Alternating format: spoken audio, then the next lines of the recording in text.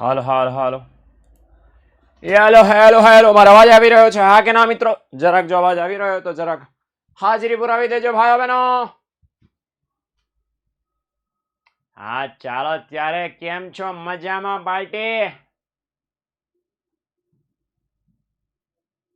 Okay okay ચાલો તો સ્વાગત છે આપ સૌનું વિદ્યા કોલની સરસ મજાની ચોપર બેચમાં આપ સૌનું ખાસ સ્વાગત છે. અને આજે આપણે આ રિમોટ છે ને સાલું રોજ રોજ એમ કે છે કે મને એક નાખો. સર્વિસની આદત થઈ ગઈ છે. જોયું સર્વિસ વગેરે હાલતું નથી. રોજ એક ધબ્બો ખાવા માંગે છે. Okay sir 99 marks. ના મારું નામ 99 માર્ક્સ નથી.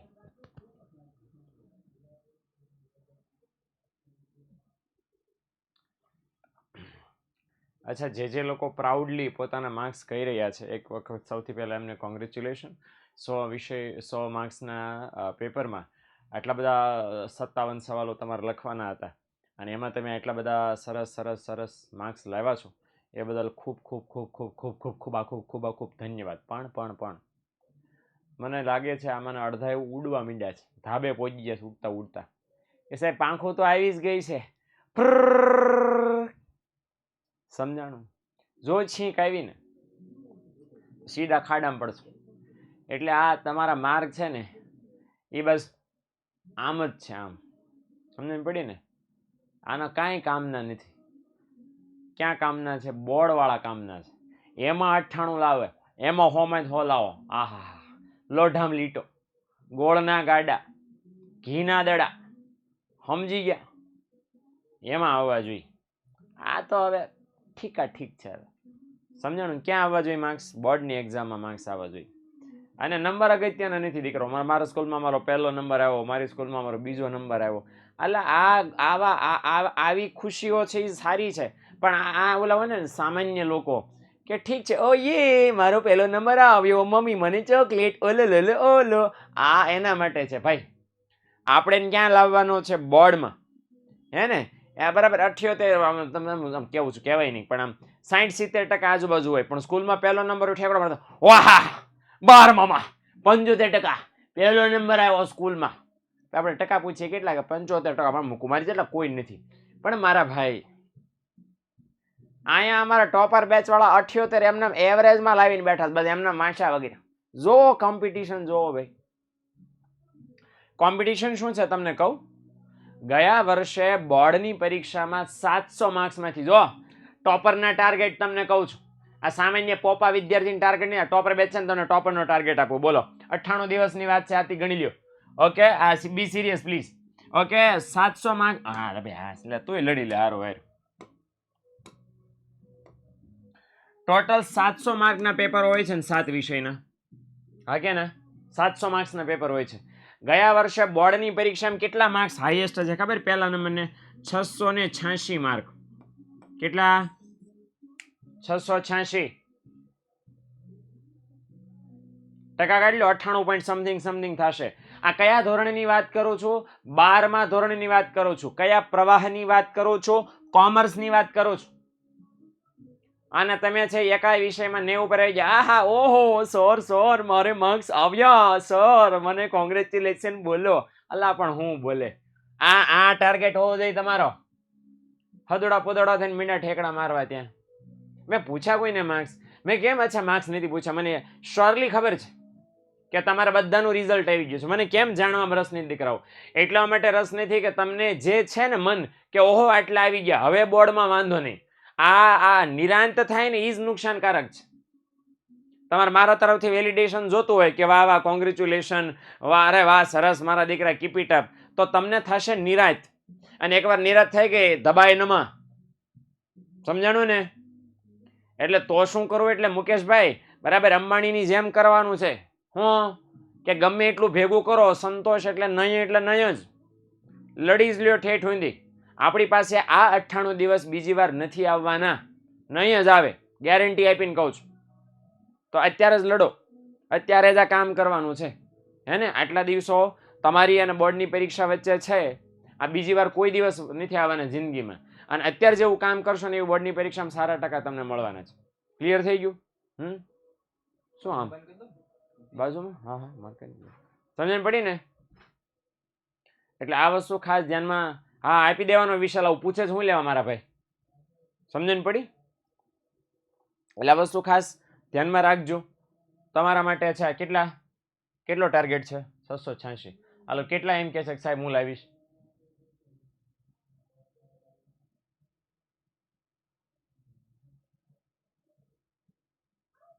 અચ્છા હવે તમે મને એક એક વિષયના માર્ક્સ કીધા ને, મારે બસ એ જાણવું છે કે તમારા 7 વિષયો છે, રિઝલ્ટ તમને ખબર જ હશે હે?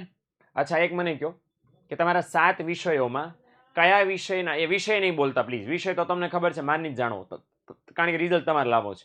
પહેલા સાંભળી લો, હાઈએસ્ટ માર્ક મારની જ જોતા. બરાબર, એવો વિષય કે જેમાં લોએસ્ટ માર્ક છે એનો એક આંકડો લખો, સ્લેશ કરીને ટોટલ તમે કેટલા માર્ક્સનો ટોટલ લાવ્યા, 7 વિષયનો ટોટલ તમારો કેટલો થાય છે. બરાબર, દાખલા તરીકે મારે ગુજરાતીમાં આવ્યા હોય 70, આ લખો અને સ્લેશ કરીને તમે જેટલા લાવ્યા હોય 700 માંથી એ અહીંયા આંકડો લખો. ફોર એક્ઝામ્પલ હું લાવ્યો 580, આવી રીતે લખી નાખો. હાલો, ઓછામાં ઓછા માર્ક જે વિષયમાં આવ્યો એ માર્કનો આંકડો અને ટોટલ. મારે વિષયનું નામ નહીં જ જોતું, દોઢા ન થાવ, મને ખબર જ છે. હાલો 83 ને 55 ને 68 ને 77 ને, અચ્છા ઓહો હો 33 મતલબ 5 થયા, 39 51 53 592. અલા એક જ વાર લખો ને તો 3 વાર શું લેવા લખો છો? આ નવાનો વારો આવવા દો. એક ના એક માણસ 3 વાર શું લેવા લખે? જીત મને 10 ની દોસ્તી.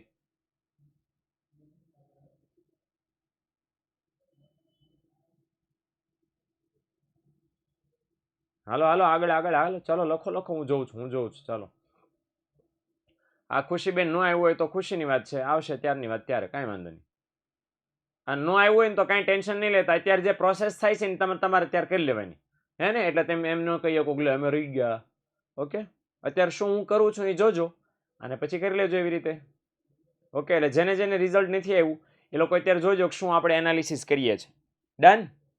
હવે તમે એમ કહો કે સાહેબ મારો તો આટલા ટકાનો ટાર્ગેટ છે, મારો તો આટલા ટકાનો ટાર્ગેટ છે, હાથે વિષયનું વાંચો છો, તમે જે આંકડા લખ્યા ને એ તમારી કમજોર કડી છે. શું છે? કમજોર કડી તમારી.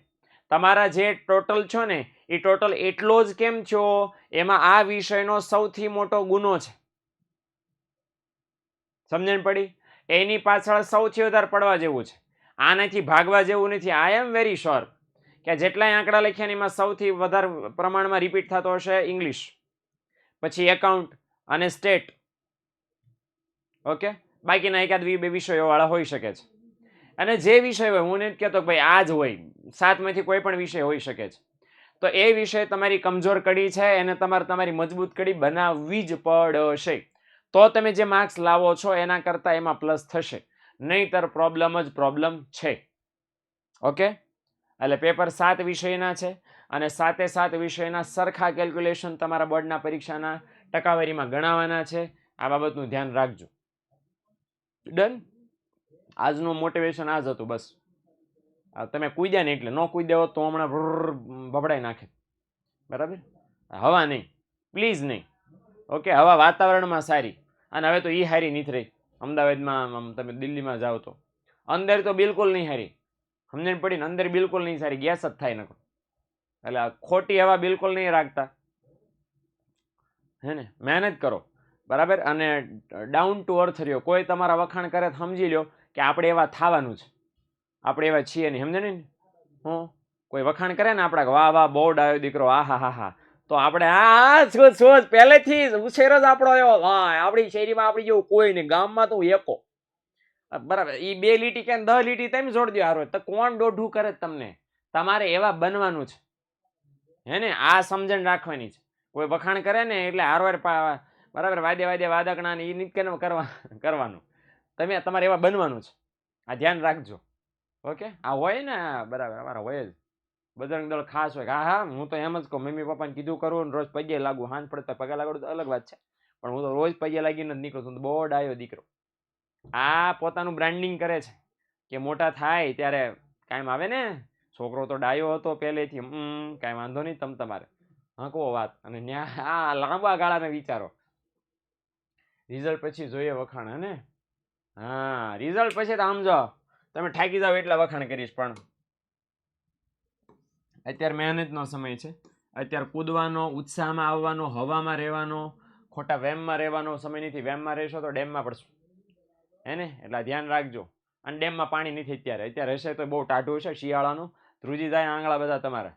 એટલે વેમમાં ન રહ્યો, કામ કરો ડાયમાં. Okay, done. આ રીફાબેનની રિક્વેસ્ટ છે કે સર આ બધા ફાંકા ફોજદારી બંધ કરો, ભણાવવાનું શરૂ કરો. ઓકે, ચાલો. તો શહેરીકરણની હકારાત્મક અસરો આપણે શરૂ કરી. આર્ટ્સ માટે લાવશે બેટા જૈનિલ. ઓકે, યુટ્યુબમાં આવશે એના માટે લેક્ચર્સ. હાલો, હકારાત્મક અસરો આપણે માત્ર આજે જોવાના છે. શહેરીકરણ થાય દેશમાં, લોકો ગામડામાંથી નીકળીને શહેરોમાં આવે અને એના કારણે શહેરની વસ્તીમાં ખૂબ ઝડપથી વધારો થાય, એને આપણે શહેરીકરણ બોલીએ છીએ.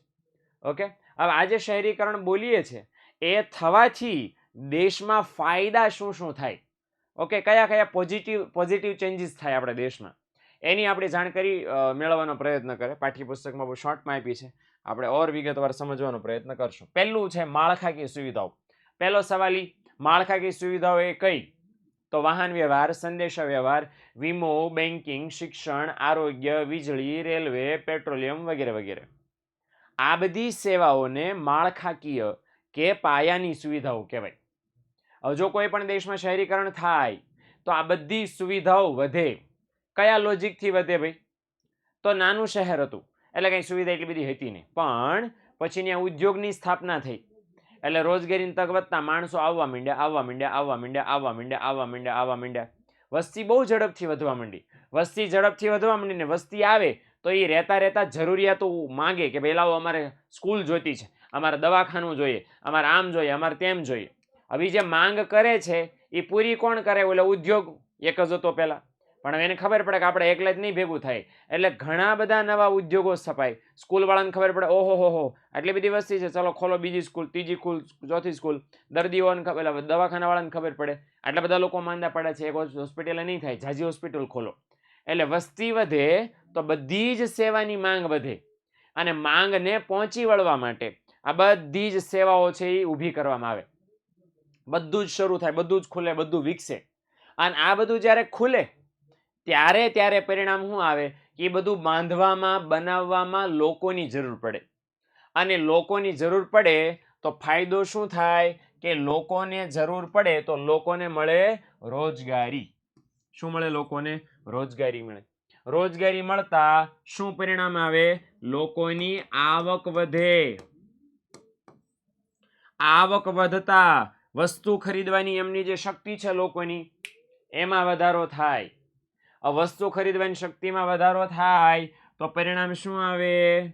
એટલે પાબ્લો પિકાસો એ મને બહુ ઊંધું ડ્રોઈંગ શીખવાડ્યું છે. હું દોરવા માંગતો ખબર, આવું આમ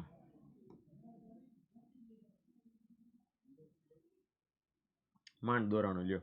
ઓકે, તો રોજગારી વધતા આવક વધે, આવક વધતા ખરીદ શક્તિ વધે અને ખરીદ શક્તિ વધતા શું વધે? લોકો માંગ વધારે. હે ને? હવે જે માંગ વધારે તો આ માંગને પહોંચી વળવા માટે વળી પાછા નવા ઉદ્યોગોની સ્થાપના થાય. કારણ કે માંગ વધે તો એટલે કંપનીઓને એવું લાગે કે હજી આપણે વધારે બનાવવું પડશે, હજી વધારે બનાવવું પડશે, તો વધારે ઉત્પાદન થાય, વધારે ઉદ્યોગોની સ્થાપના થાય. વધારે ઉદ્યોગોની સ્થાપના થાય તો શું થાય? રોજગારીની તકોનું સર્જન થાય. રોજગારીની તકોનું સર્જન થાય તો ખરીદ શક્તિ વધે. ખરીદ શક્તિ વધતા માંગ વધે.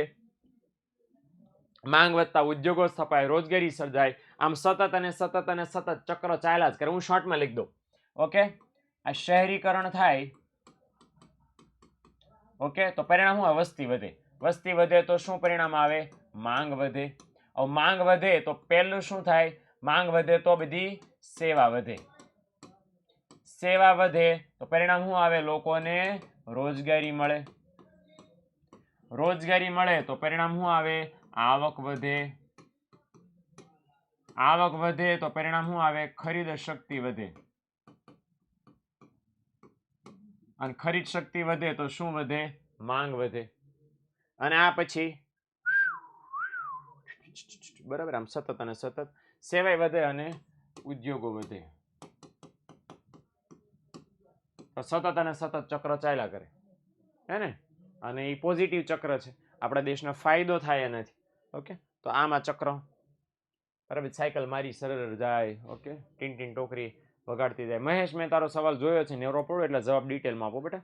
હાલો, ડન. ચલો, ગરીબીમાં ઘટાડો. નંબર 2. અચ્છા, એક એ મારા ભગવાન,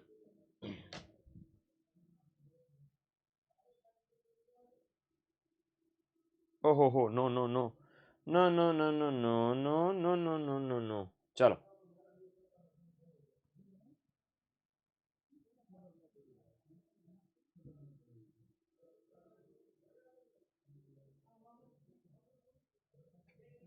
હા, તો ગરીબીમાં ઘટાડો એ બીજી હકારાત્મક અસર છે. તો એમાં લખ્યું છે ગરીબી અને બેરોજગારી કેવા છે? પરસ્પર સંકળાયેલા કોન્સેપ્ટ છે. ઓકે, ગરીબી અને બેરોજગારી.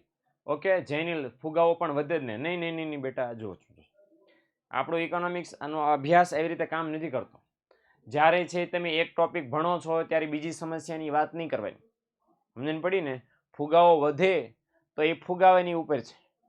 અચ્છા, હું તમને ચાલો વિથ લોજિક કહી દઉં, ફુગાવો ન વધે. ફુગાવો વધે કંઈ નુકસાનકારક હંમેશા નથી. થોડોક 2-4%, 2 થી 4%, 2 થી 4% રહેવો જ જોઈએ. એટલો દેશના વિકાસ માટે થોડોક આમ પમ્પિંગનું કામ કરે છે, એટલે થવો જ જોઈએ, એમાં કોઈ પ્રોબ્લેમ નથી. 2 થી 4%, પણ પછી 5-6% પ્લસ થઈ જાય ત્યાં આપણા માટે ચિંતાની વાત છે. અહીંયા ફુગાવો કેમ ન વધે? ક્યારે ન વધે? શું થાય તો ન વધે? જેટલી માંગ વધે છે એટલું જ અહીં ઉદ્યોગો ઉત્પાદન કરી નાખે. શું? જેટલી માંગ છે એટલું જ ઉત્પાદન થવા માંડે. તો માંગ વધી તો ઉત્પાદન શું થવાનું? ઉત્પાદન શું કરવું પડે? ફુગાવો થાય ક્યારે? કે તમે માંગ વધારો છો પણ સામે વસ્તુ વધતી નથી. જ્યારે અહીંયા તો આપણે બોલીએ છીએ કે માંગ વધે, સેવા વધે, ઉદ્યોગો ઉત્પાદન વધારે, બોલીએ છે ને, તો ક્યાંય ફુગાવો સર્જાવાનો છે? હા કે ના? એટલે ફુગાવાનું શું હતું પ્રોબ્લેમ? કે ભાઈ માંગ વધે છે પણ એની સામે પુરવઠો વધી શકતો નથી, હે ને? એટલે આ વસ્તુ ધ્યાનમાં રાખવાની. ઓકે, તો મને લાગતું કે આ કન્ડિશનમાં વધે.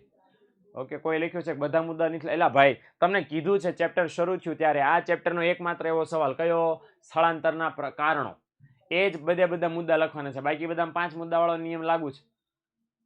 ઓકે, હાલો, તો આપણને કીધું છે ગરીબી અને બેરોજગારી પરસ્પર સંકળાયેલા છે. સંકળાયેલા ઇટ મીન્સ કે જોડાયેલા છે. ગરીબી આવે તો માણસ બેકાર બને, અને બેકાર માણસ ગરીબ હોય જ.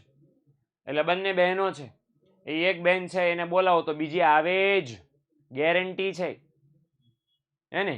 હવે આ છે, હું અહીં આપણને કીધું હતું શહેરીકરણ થાય તો ગરીબીમાં શું થાય? ઘટાડો થાય. કેમ ભાઈ? કારણ કે શહેરીકરણ થાય તો આપણને ખબર છે કે જે લોકો ગામડામાંથી શહેરમાં આવ્યા એ લોકોને ઉદ્યોગ અને સેવા ક્ષેત્રમાં રોજગારી મળે. અને રોજગારી મળતા જે ગામડાની બેકાર અને ગરીબ વસ્તી હતી, જે ગામડામાં રહેતી હતી બિચારી નીચા જીવન ધોરણમાં, એમને રોજગારી મળે. રોજગારી મળતા આવક વધે.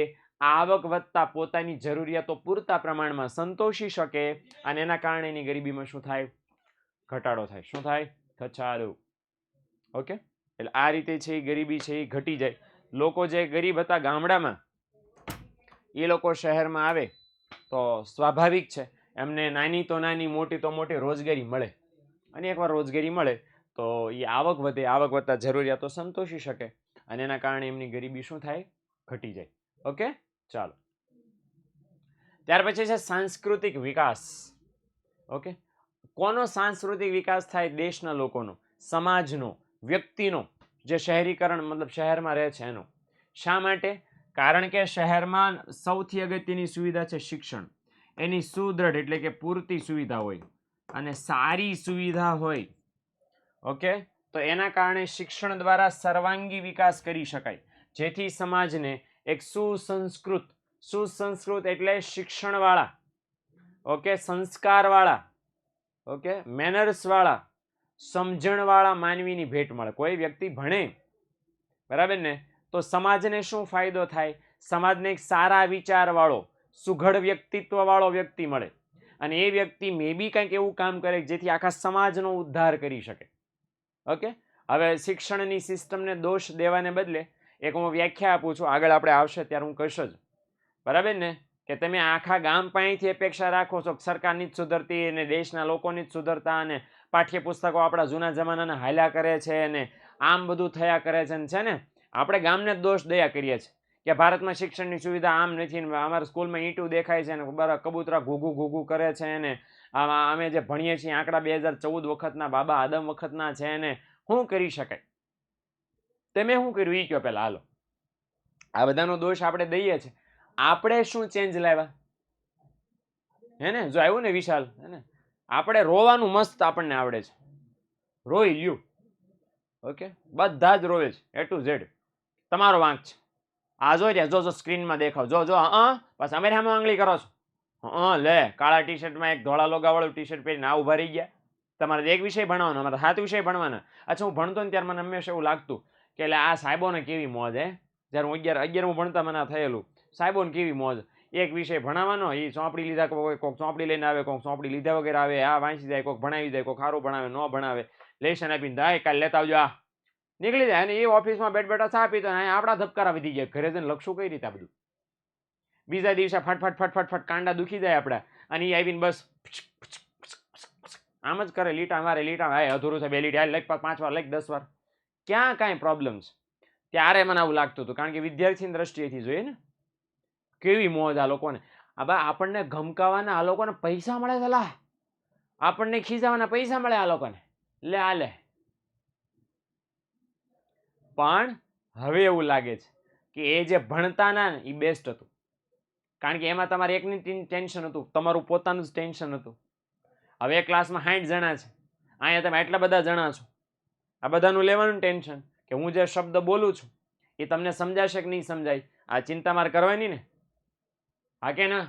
આવજો, હું આમાં હરખું ન ધ્યાન દઉં તો. એટલે આ વસ્તુ છે, પોતપોતાના પરસેપ્શનની વાત છે. તો જ્યારે હવે તમે જ્યારે કામ કરો છો, શિક્ષણનો મેઇન હેતુ શું છે દીકરાઓ? આટલા બધા વિદ્યાર્થી કેટલા જોડાણો છો? લાઈવ કેટલા છે અત્યારે? 223 જણા લાઈવ છે. એક મારી નાની એવી સલાહ છે દીકરાઓ, જ્યારે ભણીને 5 કે 10 વર્ષ પછી મને મળો કે તમારા કોઈ સગા સંબંધીને મળો અને ત્યારે તમને એમ કે તું તો બહુ બદલાઈ ગયો, લા, તારો તો અવાજ ફરી ગયો, તારા તો શબ્દો, તારી ભાષા સારું બોલતો થઈ ગયો, લે, સારી ભાષામાં બોલવા માંડ્યો.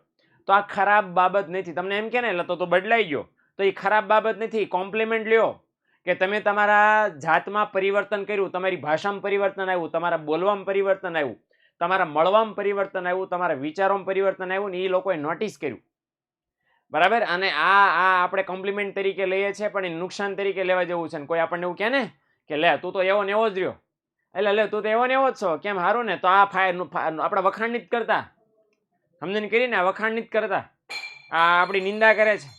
તો લોકો કહેવા જોઈએ કે લે તારામાં તો આવો ચેન્જ આવી ગયો, સમજણ પડી ને? આ તું કહી દો અમારે સ્ટુડિયો બન્યું ને ત્યારનું આ બાણું છે, એવું ને એવું જ છે, કલરમાં 1% ફેર નથી પડ્યો. કેમ ભાઈ? નિર્જીવ છે.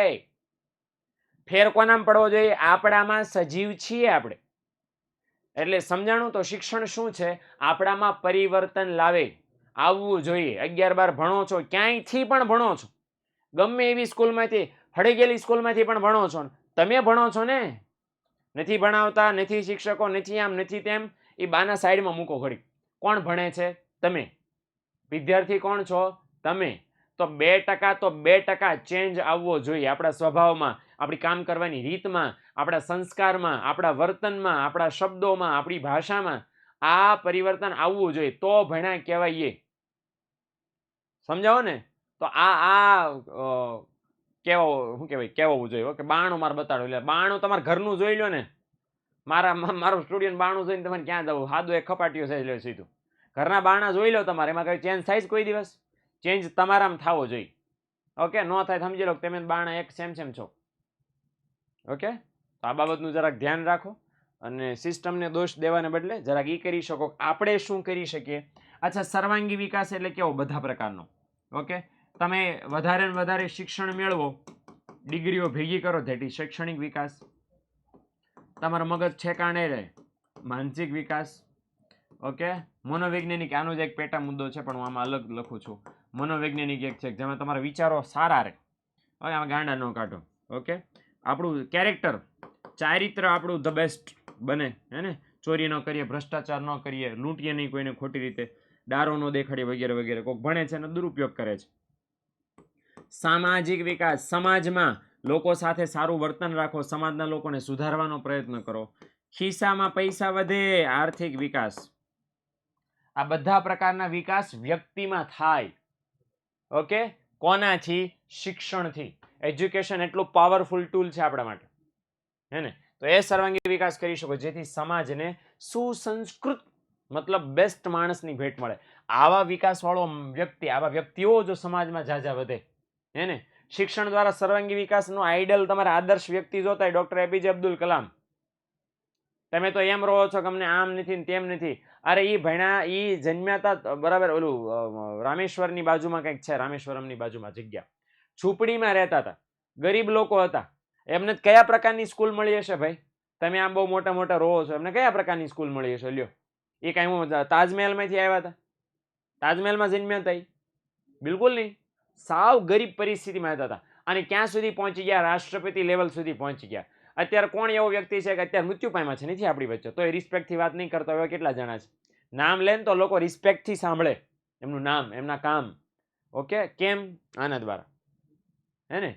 એટલે મૃત્યુ પામ્યા ને જ્યારે, જે સેકન્ડે, જે મિનિટે, ત્યારે લેક્ચર આપતા હતા યુનિવર્સિટીમાં. IIM કંઈક હતો પૂર્વ ભારતમાં, ત્યાં લેક્ચર આપતા હતા. લેક્ચર આપતા આપતા છે એ મૃત્યુ પામ્યા છે.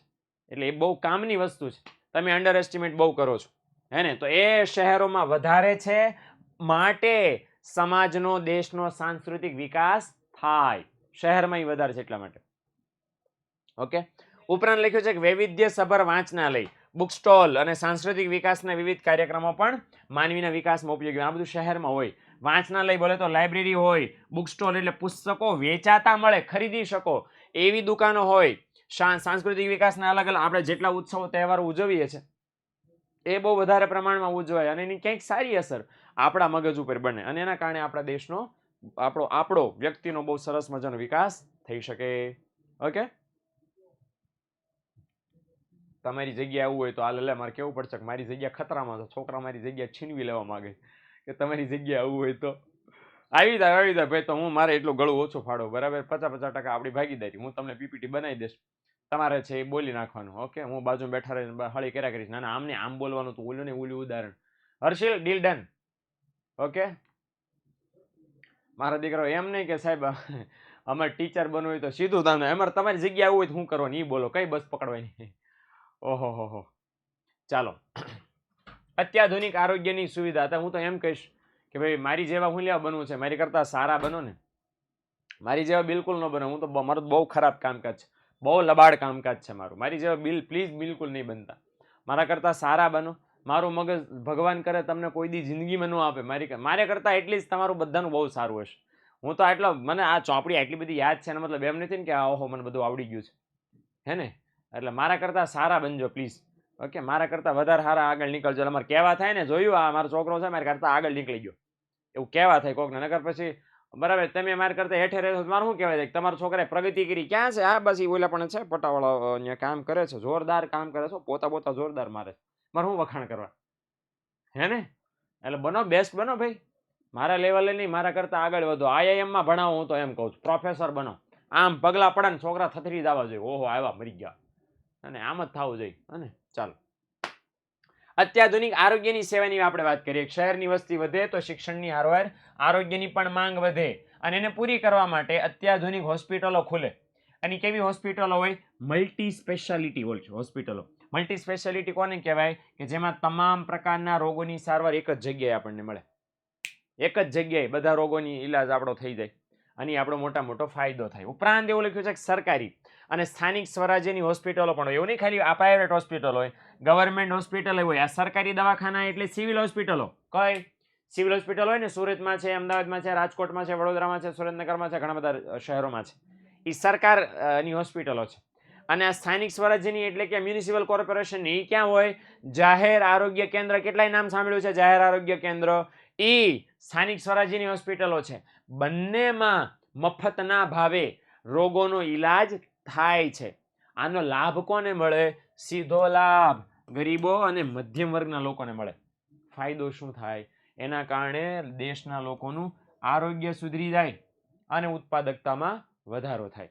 ઉત્પાદકતા ઇટ મીન્સ કે ઉત્પાદન કરવાની શક્તિ, એમાં વધારો કરી શકાય. આ એનો મોટો ફાયદો છે, હે ને? એટલે આ આરોગ્યની સુવિધા છે ગામડા કરતાં શહેરોમાં શા માટે વધારે હોય? કારણ કે વસ્તી વધારે છે, માંગ વધારે છે, એને પહોંચી વળવા માટે મલ્ટી સ્પેશિયાલિટી હોસ્પિટલો છે ખુલે, અને એમાં લોકો પોતાના રોગોનો ઈલાજ બહુ સરળતાથી કરાવી શકે. ધનિક લોકો આનો ઉપયોગ કરે, ગરીબ ને મધ્યમ વર્ગના લોકો સરકારની સેવાનો લાભ લે. ટૂંકમાં બધા જ જલ્દી સાજા થઈ જાય, હે ને? હા, સિવિલ હોસ્પિટલ બોલ્યો હું, ઓકે, સિવિલ હોસ્પિટલો છે, એ સરકારી હોસ્પિટલો છે. સુરતમાં નામ છે સ્મીમેર, નવું જે બન્યું છે સ્મીમેર બોલવામાં આવે છે. કિરણ આવે જ ને હોસ્પિટલમાં, કોને ના પાડી ન આવે? કિરણ હોસ્પિટલ નામ જ છે ભાઈ, કિરણ હોસ્પિટલ દ્રષ્ટિ. કેમ આવો સવાલ પૂછે? કિરણ એ હોસ્પિટલમાં ન હોય તો શેમાં, મંદિરમાં આવે? ઓકે, હા, એમ જો તું પૂછવા માંગતી હોય કે મલ્ટી સ્પેશિયાલિટીમાં, હા, કિરણ હોસ્પિટલ મલ્ટી સ્પેશિયાલિટી હોસ્પિટલ છે, ઘણું બધું છે, એ તો છે જ ને, આવે જ ને, બિલકુલ આવે. કેટલા બધા ડોક્ટરો એની અંદર છે. વરાછામાં અમારે ડાયમંડ હોસ્પિટલ છે, એપોલો હોસ્પિટલ છે, તો ઘણી બધી હોસ્પિટલ, યુનિટી હોસ્પિટલ છે, એને તો આ બધી હોસ્પિટલો મલ્ટી સ્પેશિયાલિટી હોસ્પિટલોમાં આવે છે. ઓકે, હાલો. આંગણવાડી સામાજિક અસર અને આધુનિક વિચારસરણી. એડવાન્સમાં કહી દો કે આ મારો ફોટો ડિલીટ મારી નાખવો છે, કારણ કે દર વખતે ઊંધું સમજી જશે સાહેબ. આ અસર થાય તો રેડી છે કે રેડી થવું જોઈએ આવું, કે હા બરાબર છે. એટલે ભોપાઓ ફોકસ ક્યાં કરો? આ ડિવાઇસ, કોમ્યુનિકેશન ડિવાઇસીસ, ઓકે, આ છે આ. અને આની અસર ક્યાં થાય? અહીંયા, અહીંયા, અહીંયા, અહીંયા, અહીંયા. આ બધા જો તમારા ભરેલા છે આ, ઓકે, આ આધુનિક બને, ખાલી હોય તો કોઈ શક્યતા છે નહીં. શા માટે આધુનિક બને? જો લખ્યું છે લોકોની વિચારસરણી આધુનિક બને. શા માટે? શું લેવા? ગામડાને કરતા શહેરના લોકો, આપણે વારંવાર ભણી ગયા કે ગામડાના લોકો રૂઢિચુસ્ત હોય, પરંપરાવાદી હોય, જૂની વિચારસરણી વાળા હોય. એટ એ ટાઈમ કમ્પેરિઝનમાં શહેરના લોકો આધુનિક વિચારસરણી વાળા હોય. શા માટે? પણ કારણ કે ગામડા કરતા શહેરમાં શિક્ષણ વધારે છે, સાંસ્કૃતિક વિકાસ શહેરોમાં વધારે થયો છે. ઇવન ત્યાં સુધી કે સંદેશા વ્યવહારના જેટલા આધુનિક માધ્યમો, સાધનો છે, કયા કયા? તો કે લેપટોપ, મતલબ કમ્પ્યુટર આવી ગયો એમાં, મોબાઈલ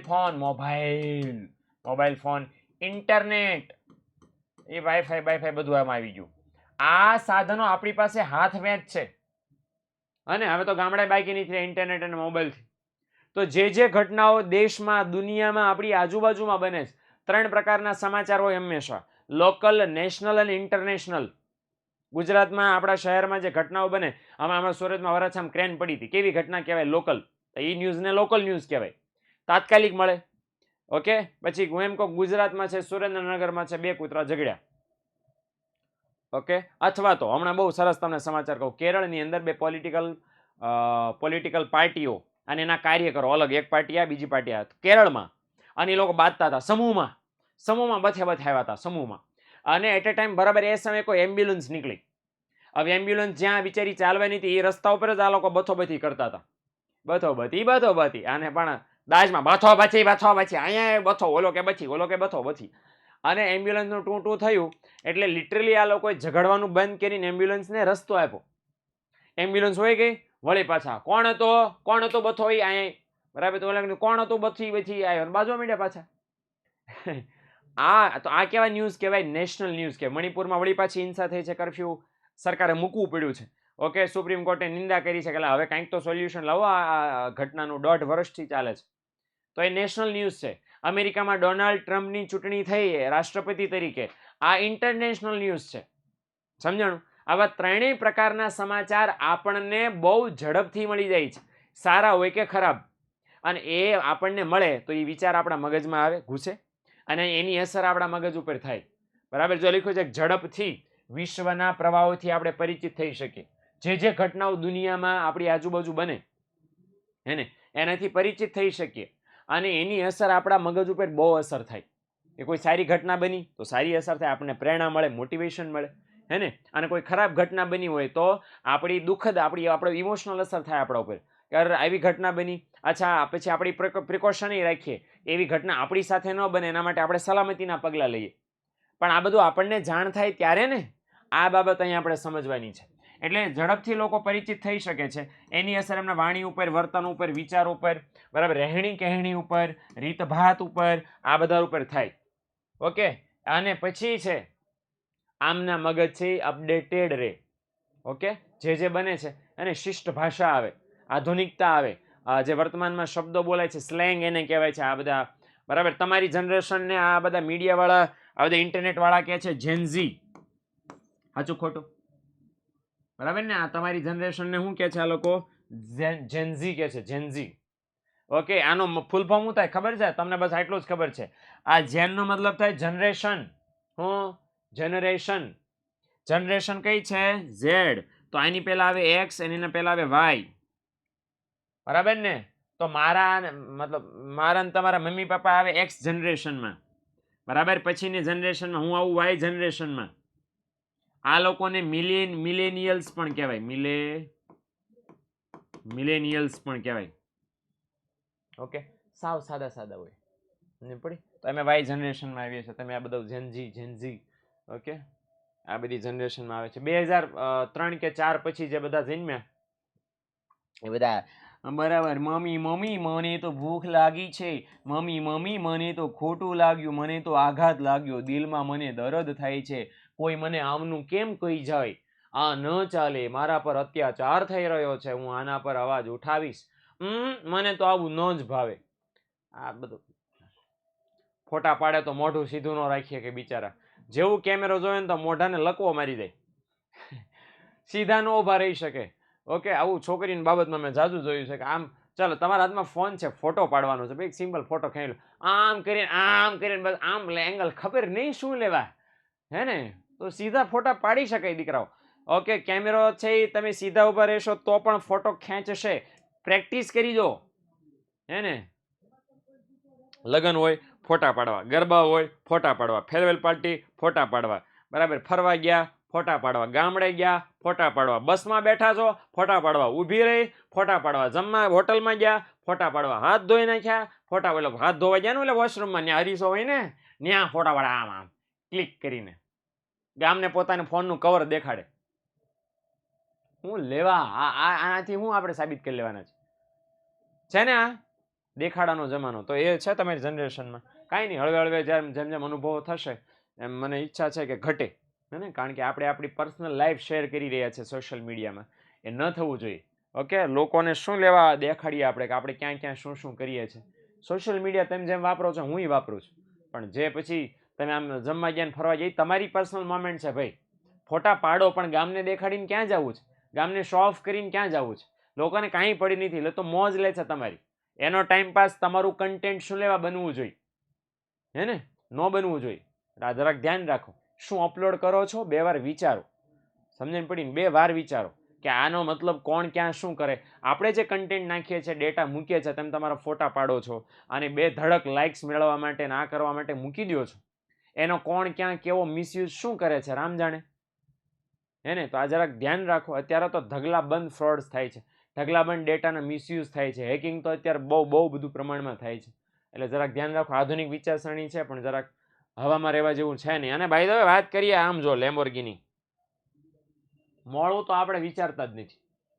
લેમ્બોર્ગિની ઉરુસ અને આ લેમ્બોર્ગિની પુરુષ. ઓકે, આ ગાડીમાં તો મને એવું લાગે છે કે માર જેવાને આ ગાડીમાં બેવું હોય તો પેલા હુઈ જવું પડે અને આમ કરીને પછી કારમાં ઘૂસવું પડે. એટલી તો નાની છે આ કાર. આમાં તો હજી કઈ હાલ, આમાં કઈ વાંધો નથી.